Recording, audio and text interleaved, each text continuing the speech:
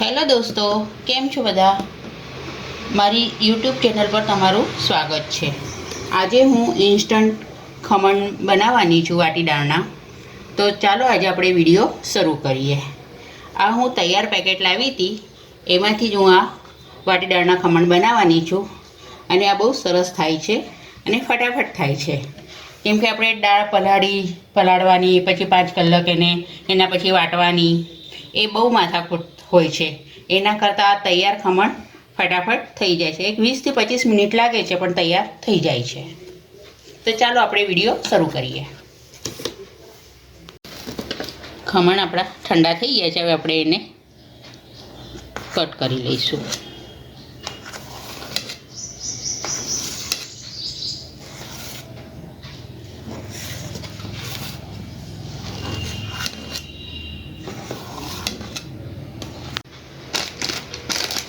આ સાદા ખમણનું પેકેટ છે. ઇન્સ્ટન્ટ આપણે વાટી દાળના ખમણ બનાવવાના છે. એના માટે આ 250નું પેકેટ છે. એમાંથી હું અડધું એટલે 125 ગ્રામ જેટલું લઉં છું લોટ.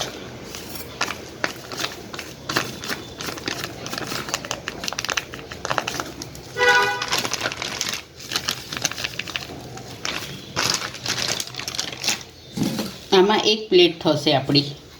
250માં 2 પ્લેટ થાય છે, એટલે આપણે 125 ગ્રામ લીધું છે, એટલે 1 પ્લેટ થશે. હવે આમાં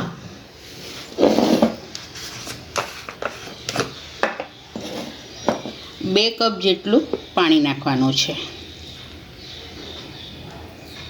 આ આનું માપ છે.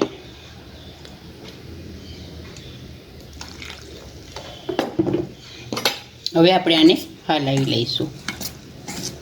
આમાં કશું નાખવાનું નહીં, ખાલી પાણી નાખીને અને આદુ મરચાંની પેસ્ટ નાખવાની.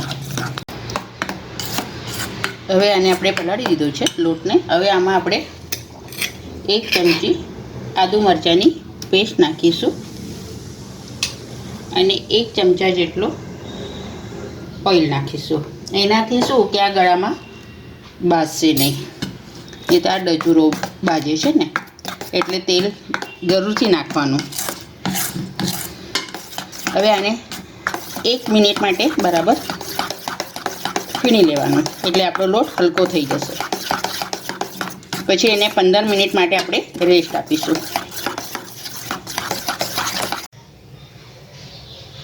કઢાઈમાં મેં પાણી ગરમ કરવા મૂકી દીધું છે. એમાં કાટલો મૂકી દીધો છે. હવે આપણે એક ડીશ લઈશું. એમાં ઓઇલથી પહેલાં ગ્રીસ કરી લઈશું આપણે.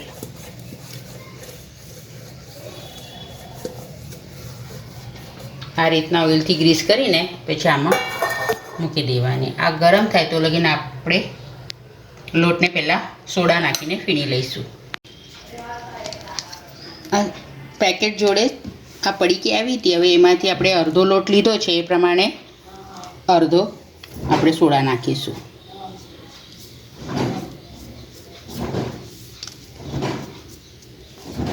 હવે અડધો આપણે મૂકી દઈશું. હવે આને બરાબર આપણે હલાવી લઈશું.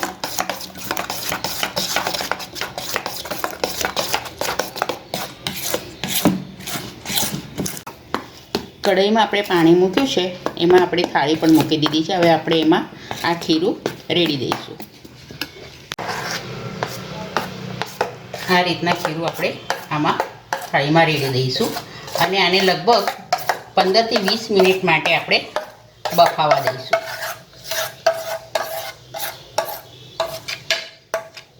હવે આપણે જોઈ લઈએ કે આપણા ખમણ બફાઈ ગયા છે કે નહીં. આપણે અંદર સુરી નાખીને જોઈ લઈએ.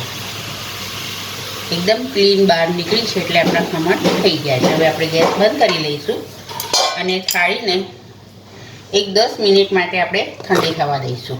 પછી આપણે આના પીસ કટ કરીશું. તેલ આપણું ગરમ થઈ ગયું છે. હવે આપણે રાઈ નાખીશું.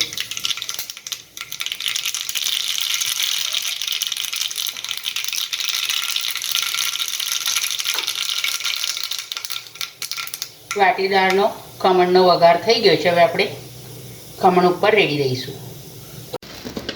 ખમણ આપણા ઠંડા થઈ ગયા છે. હવે આપણે એને કટ કરી લઈશું.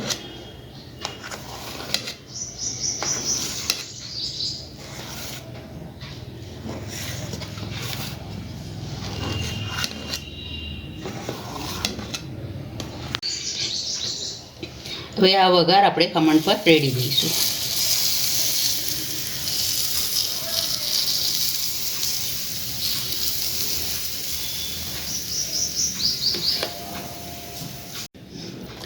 તૈયાર છે આપણા ઇન્સ્ટન્ટ વાટીદાળના ખમણ. આ વિડીયો તમને ગમ્યો હોય તો લાઈક કરજો, શેર કરજો. ચેનલ પર નવા હો તો સબસ્ક્રાઈબ કરજો.